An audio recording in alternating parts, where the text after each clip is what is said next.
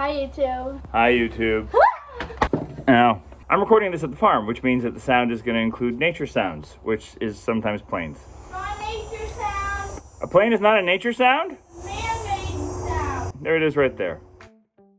Welcome back to another delicious episode of PB with J. Today, we're going to do a deep dive into sauces and dressings. These recipes are going to turbocharge your meals, even on the busiest of days, and you're going to look like a ninja, warrior, whatever in the kitchen. Whether you're a plant-based pro or a newbie to this way of eating, hopefully you'll find something in here that's going to add to your repertoire of delicious sauces and dressings. So grab your apron and let's unleash that culinary superhero. A lot of you requested a sauce video like this, so this is going to be a compilation of clips from other videos I've done, either from recipe reviews, from other cookbooks, in which case I'll let you know what cookbook I used, or they're just recipes of my own. This is by no means a top 10 list. I didn't put this in a specific order. So if you want to, check out the description down below and you will see all the different dressings, and you can jump around if you want. But I highly recommend you watch this all the way through the first time just to get an overview of what we're talking about today. Some of these are going to be more in depth and some of them are really short little snippets. So take that as you will. And as a delicious bonus, I'm going to show you my family's go-to dessert sauce, which you're going to be able to use in a variety of different ways. I've tried to carefully pick dressings and sauces that you can use in a variety of different ways, so it's not just a one type thing. So you can use most of these for, I don't know, umpteen countless meals. Let me know in the comments below what ideas you have for how to use some of these dressings and sauces. My wife also had a great idea recently that if any of you want to make videos of making my recipes and send them to me at my email address, which I've got down in the description below, I'll make a compilation video of that at some time in the near future. Let me know in the comments below which of these dressings or sauces look the most interesting to you, and if you've got any that you think are vital that I have missed on this list. And if there's any other kind of compilation videos you'd like to see on this channel, let me know and I'll get to making them. If you're new to the channel, consider subscribing, and if you've been here for a while, hit that thumbs up button so other people know this is a video worth checking out. Now, let's get saucy and dressy, because dressings, you know? I'm gonna start you off with this kombucha dressing.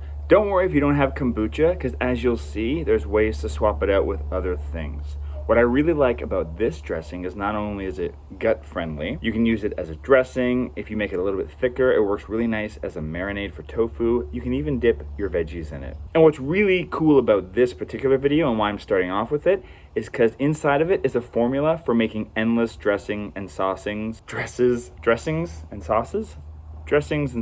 There we go. Based on what you've got in your kitchen. Do you have a fridge full of kombucha and you want to experiment with it a little bit? Let's make a salad dressing. This salad dressing will follow my usual formula where I use an acid, a sweet, a salt, and a fat.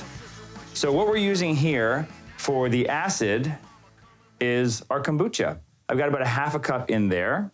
My fat component is gonna be a non-dairy yogurt. This is just unsweetened coconut. And I've got about a third of a cup in there. For the salt, we're adding some tamari. This is 1 tablespoon. You could also use soy sauce for this. For the sweet component, I'm using maple syrup. And then for a little flavor enhancer, I'm just gonna add a little bit of minced ginger. And by a little bit, I mean a big chunk, because ginger is awesome. And then we're gonna mix that up. If you've got a little hand mixer, that would work really well too. I kind of wish I'd used that because I'm running out of space here, but that's okay, this is gonna be great. And depending how thick you like your dressing, you could add more yogurt or less. It's really a personal taste here, but I wanted something that's similar to like a light vinaigrette. The fat component is gonna help it stick to the vegetables so that it's just not dripping off and all pooling at the bottom. That's really, really nice. It's got this little fizzle and sparkle from the kombucha, but the fattiness from the coconut yogurt just hits me in the right spot, and then the ginger comes in at the end. I literally just made this up by thinking. I've never tried this before, and it's pretty delicious. So what I'm gonna do is just pour this over this quick garden salad that I made. The beautiful thing about salad dressing is if you make a big batch of it, it'll last in the fridge for at least a week. You just gotta give it a quick stir before you use it again. It's real good. So remember the 4 elements for the salad dressing: acid, salt, fat, sweet. Use any combination inside of those categories you want to create unlimited kinds of dressing. So let's break down those 4 categories a bit more so I can give you some more ideas on how to create endless sauces and dressings based on what you've got in your kitchen. So fat, so things like avocado, tahini, nuts, seeds, silken tofu, nut butters, coconut milk, or even aquafaba. Aquafaba is that juice that's left inside of a can of chickpeas. So it's like the chickpea water juice, whatever you want to call it. For your salt component, you can use something like a soy sauce or a tamari, miso paste, nutritional yeast, dried herbs or spices. Depending on the spices, they have a little bit of a salt to them maybe, and seaweed flakes. And another one I like that fits in a couple different categories are olives.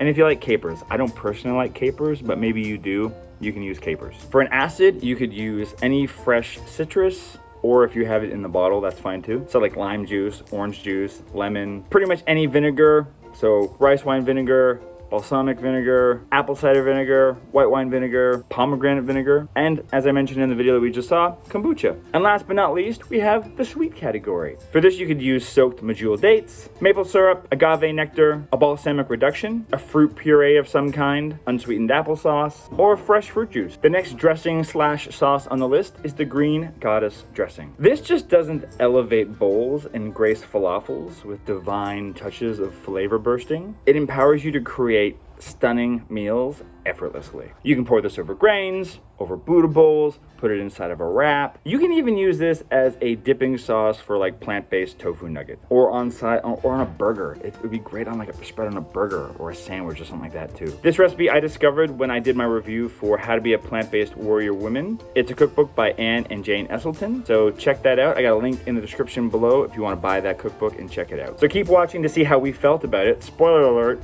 it's in this video for a reason. And I'm also gonna make, there's this thing called the green goddess sauce that I'm gonna make to go with it if you want to try that, but you can just also use ketchup. Alright, let's see how it goes.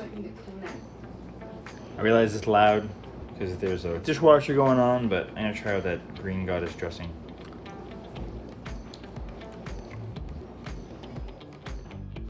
Oh, that's good. Nice what Willie thinks of this. Willie!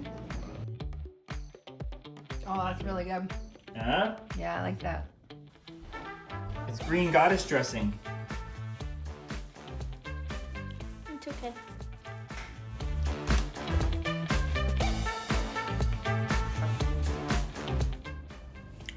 Pretty good. I like that. I would eat this dinner again. You can do with your phone. It's so good. That goddess dressing You see Rufus? Yeah. is one of the best homemade dressings I've ever made. Are you craving mayonnaise, but you don't want to buy the vegan mayonnaise from the store? I got you covered. This is going to satisfy that craving, and this is great on like a wrap, on a burger, basically however you want to use mayonnaise. Make a potato salad dressing type thing out of it. Shout out to Kim Campbell, whose recipe I have lifted from the Plant Pure cookbook. Let's watch to see what we thought of this. I'm gonna make my own mayonnaise, but I'm using a recipe from in this book that has mayonnaise made from tofu and cashews. So you're gonna see that as well. I'm gonna keep on adding water and stuff to this until it's the texture it's supposed to be. Still pretty chunky. It's also these fatter Vita mixes, the new style fat thing. It like, you need a lot. Like if I was doing a double batch, it'd probably be fine. So Willie had the brilliant idea of putting it into the magic bullet, and it made it way creamier. Good job, Woody. Thanks. And we already tasted it, and you said it does not taste like mayonnaise. I don't think so. I don't really eat mayonnaise. But you did in the back in the day. Not really. Neither did I. Kind of gross stuff. Either way, I like how this tastes. You said it tasted like what?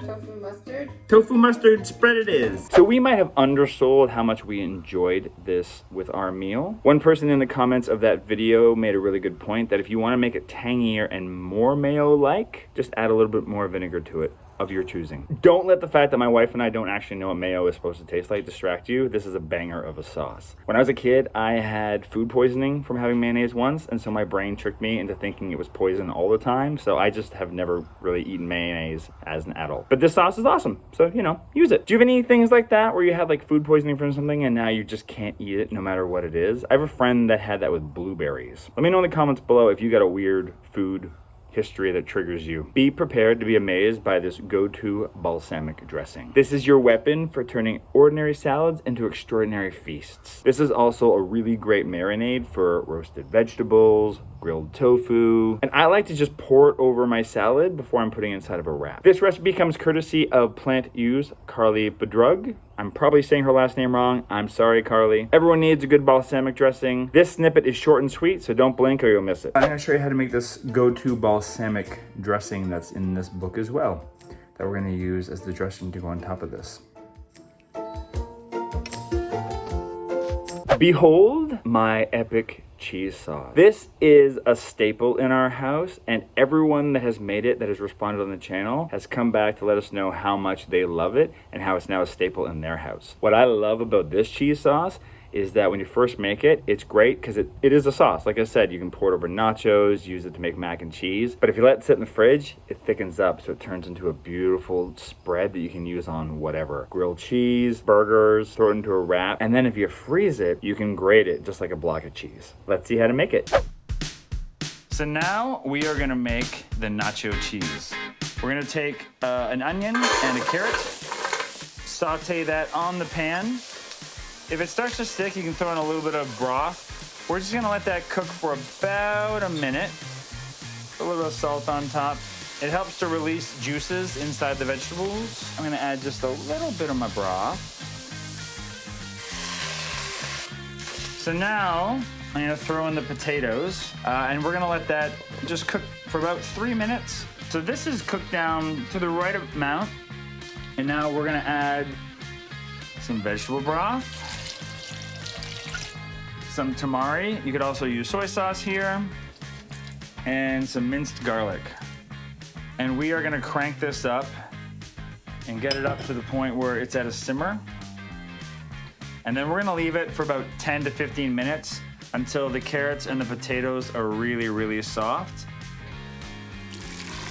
We're just gonna dump all of that good potato carrot goodness into our high-speed blender.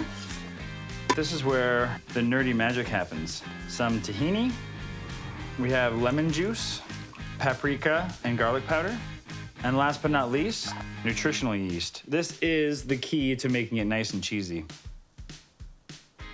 We are gonna blend this until it is nice and smooth. And then we're gonna add that tapioca starch.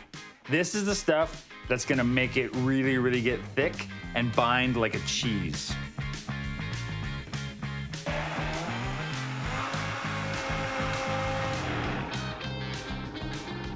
All right, so that's looking pretty well combined. So now we're gonna put it onto the stove top and stir it around and let it just kind of thicken a bit. The consistency you want is somewhat like a gravy, maybe a little thicker than gravy.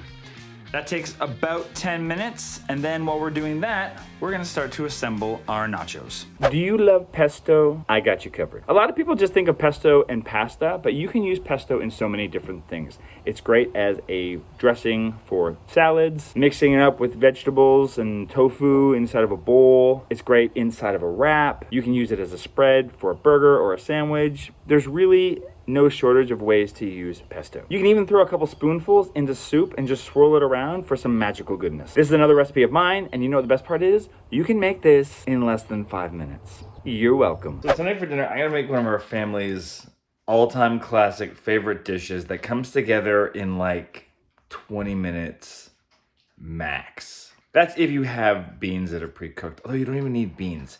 This is a spinach basil pesto. And if you have a food processor and all the ingredients, you can make the pesto while your pasta's cooking. And if you use the right mix-ins for your vegetables, like peas or broccoli, you can cook those in the pasta water. And then you just mix it all together at the end. It's kind of a perfect, simple meal that makes you look like a badass. A badass making pesto from scratch like it ain't no thing. For the nuts here, I usually use cashews because that's what I got. But pine nuts are the token staple. I've used Brazil nuts as well. You know, you can use almond. Probably any nut would work here.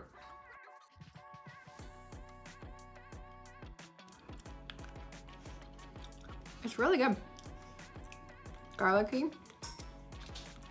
There's tomato in it. Yep. Yeah, I can taste that. Yeah, I really like it. It's a killer recipe. And it takes 5 minutes to make, not even. My pasta's still boiling. Ready for a classic? This Bolognese sauce has you covered not only for delicious pasta recipes, but for bowls as well. And a bonus, this thing is packed with protein, for those that care about that sort of thing. Oh, hurry, the plane sounds are gone. Well, they're better than they were. Now they're worse. Get it out of your head that Bolognese is just for pasta, because this is great just spooned over any kind of a grain, from rice to quinoa. It's great inside of a wrap.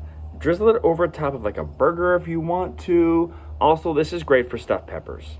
This recipe I've got here, I'm using TVP, which is textured vegetable protein, but you can easily swap that out with lentils. We all need quick weeknight meals that don't skip on hearty goodness. So this is a very, very quick Bolognese that you can make as your pasta is cooking. So I got my water pretty much boiling. I'm gonna make this with TVP, which is textured vegetable protein. But if you don't have this, you could also just cook a cup of green lentils. So this is 1 cup of textured vegetable protein. This is just about 7/8 of a cup of vegetable broth.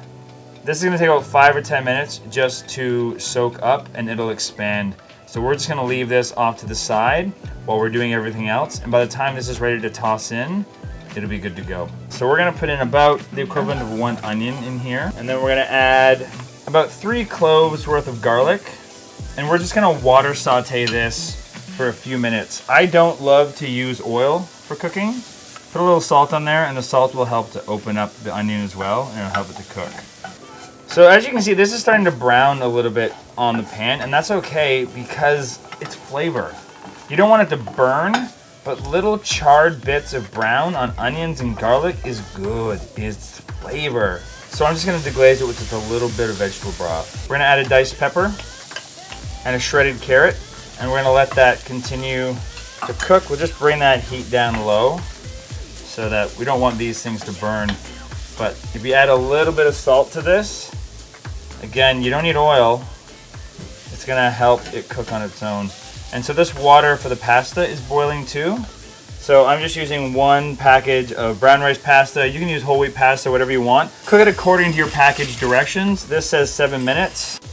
Where are we at with this? This is looking good. And if you find it sticking, a little bit more vegetable broth. We're just gonna keep on cooking this until these veggies soften down a bit. Just keep on checking in on your pasta. Stir it around, especially if you're using a brown rice pasta, because it can tend to stick together a bit inside the pot. So this is where I might want to add just a little more broth, just to help them move around the pan a little bit. Now we're gonna add our spices. So what I've got here is a spice mix of garlic powder, onion powder, cumin, and oregano. And what's great about adding the spices to the vegetables is it coats them really, really well. So that way, when you take bites of these vegetables, the vegetables are flavored too. I'm gonna give my pasta a stir just to keep that nice and moving along. So now we're gonna check that vegetable protein. And as you can see, the water's gone. And because we use vegetable broth, it's got extra flavor than if we just used water. So now we're just gonna add enough tomato sauce to coat this. Start with that and see where that takes us. And this is also a personal preference depending on how saucy you like your bolognese. This, as soon as this mixture is covered, is pretty much ready to go. This is where you adjust the seasonings to your liking. If you want to add more garlic powder, onion powder, oregano, you want to throw some dried basil in there, or even fresh basil if you have it, now would be a good time to do it. This pasta is going to tell me it's ready in 3 seconds. Perfect. All right, I'm just gonna dump this. I'll be right back. So now this is ready. So all we need to do is ladle some of that bolognese sauce on top of our pasta. And then I like to sprinkle it with nutritional yeast.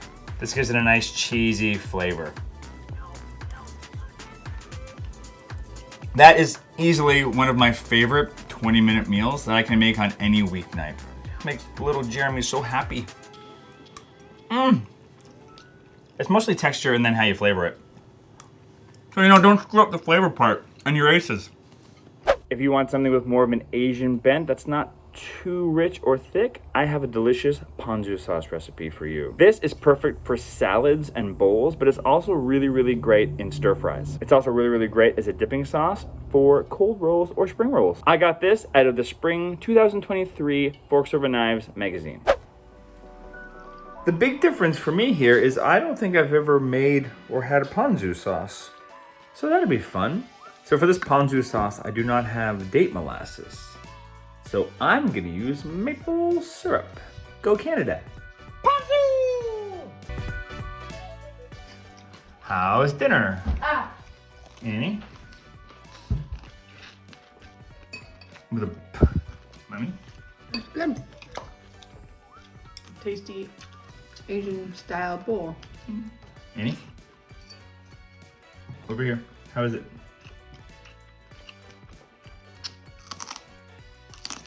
She won't stop eating. That's a good sign. How's the bok choy? Good talk, Annie. Annie just asked if she could have this in her lunch tomorrow, which is, you know, about as good as it gets for a review from Annie. Yeah, she doesn't take any leftovers in her lunch usually. Ever. Get your woks ready, because this peanut butter stir fry sauce is going to take you on a culinary journey. This is perfect for stir fries, as you can imagine, but it's also really great as a dipping sauce for either like spring rolls or vegetables or tofu nuggets. You could also just use this straight up as a marinade for tofu or for vegetables before you grill them or bake them. And as a bit of a bonus, this clip is also going to show you how to make a stir fry. For dinner tonight, we made a stir fry, which is another quick and awesome meal. The sauce recipe is in the description below, but it's essentially rice wine vinegar, tamari or soy sauce, peanut butter, maple syrup, garlic powder, ground ginger, chili powder, or chili flakes.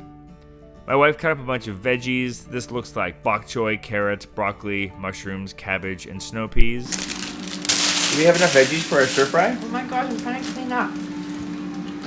That's not a yes or a no. People don't want to see this disaster. Yes, they do. The people want to know that we live like regular human beings whose lives are disasters. We're pigs. That's not nice. She's not wrong, but it's not nice. If you've got a wok, use that. Otherwise, saute them in this big ass of a frying pan you've got until they've just softened up a bit. You still want them to have a little bit of a bite and crunch to them. Once they've cooked a little bit, I add about a half of the sauce and then mix that around so it's coated all of the vegetables. Then we added some tofu that we simply cubed and baked for about 20 minutes at 400 degrees Fahrenheit. Don't do this part, don't drop it in. And then some rice noodles that we cooked according to the package direction. You could also use rice here. And then we poured on the rest of the sauce and mixed it around. Just make sure everything is nicely coated. We topped these with some cashews, but you could use peanuts or any other nuts that you enjoy. This is super easy, simple, and delicious. We eat a lot of stir fry because it's super tasty and super quick. Before we get to the bonus section where I show you my dessert, I want to show you my greatest culinary invention ever. I call it Faux-Gurt. This is my go-to breakfast sauce that I made out of desperation one day when I just wanted to have something when I didn't have any plant-based yogurt on hand. This is a perfect thing in the morning, and you can even add some protein powder to give it an extra boost if you want to have it after a workout. This is great over your morning oats, with granola, as part of a breakfast parfait, or you can even just use it as a dip for fresh fruit. Basically, use it however you would use yogurt. And what's great about this is you can easily make it as a single serving or make a giant batch and keep it in the fridge for the entire week. I have a pretty regular rotation for my weekday breakfast, and one of them is this Faux-Gurt mixture that I made up, which if you've seen one of my videos like this before, you've seen me make it. It's essentially one serving of a soft fruit of your choice. My usual go-to is banana mixed with a scoop of protein powder, tablespoon of chia, you could also use flax, and then just enough non-dairy milk to get the mixture moving around. And you can make it as thick or as liquidy as you want. At this point, you could also add any additional sweeteners, or if you want to add any extracts or spices like cinnamon or cocoa powder. I pour that onto a bit of a fruit salad, usually another 2 servings of fruit, mix it all up, and then I top it with hemp seeds and some homemade granola. But you could also just put cereal on here or just dried oats, whatever you want. And that's like my little Faux-Gurt mixture breakfast type thing. And I love it. I have it at least once or twice a week. And the recipe for both the Faux-Gurt and the granola are on my website. I made Faux-Gurt with a lot of things. I made it with pumpkin, blueberry, mango, I don't know, it's on my website. Check it out. And now here we are in the bonus section, dessert. And my family's go-to chia pudding. I know you're saying, I've had chia pudding before. This is the best chia pudding you will ever have because it's creamy and delicious. I know so many people who've told me they don't like chia pudding, and this changed their mind because it doesn't seem like chia pudding at all. It just seems like a regular chocolate pudding. And it's pretty darn healthy because it's sweetened only using dates, and you can add or reduce them to your liking. What's really awesome is you can make this in minutes and eat it right away, or if you want it to thicken up a little bit, just put it in the fridge for as long as you want. This is healthy enough that you could use it as part of your breakfast, but it's also great as a parfait or just straight up on its own with some berries. This would also be a banger with crepes. I haven't done that yet, but now I'm gonna. What are we making?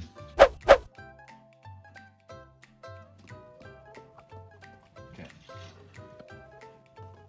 Nice. Uno. 6 tablespoons of chia seeds. 6 of these. So.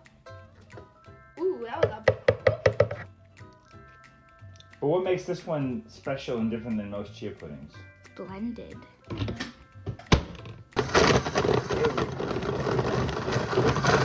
And there's a couple little chunkies there. It's all right. What do we call that? Chunky monkeys. I was gonna say texture, but that works too. All right, you gonna pour it in? So we like to make this in advance. You could just make this and eat it right away and it'd be totally fine. But the chia will thicken and it'll make it a more dense pudding, delicious. And later on, Annie's gonna top this with a bunch of stuff and turn it into parfaits. So there you have it, a stable of dressings and sauces to make you feel like a rock star in the kitchen, even on the busiest of days. I know there are so many more sauces and dressings out there in the whole food plant-based world, so if you have any recommendations, let me know in the comments below. And if you want a part 2 to a video like this, let me know, and maybe I'll get around to making one. And if you have any ideas for other compilation videos you'd like to see here on the channel, let me know, and I'll make those as well. If you haven't subscribed to the channel yet, do so now and hit that thumbs up button so the YouTube algorithm knows to send this to other people who are awesome like you. And YouTube really wants you to watch this video next. They've been studying you, they've been paying attention to all the things you like, and they think this is the one on my channel that you really want to watch next. And I kind of agree. I think you're gonna like it. And if you don't, let me know in the comments below. Let me know in the comments below if you like it too. Either way.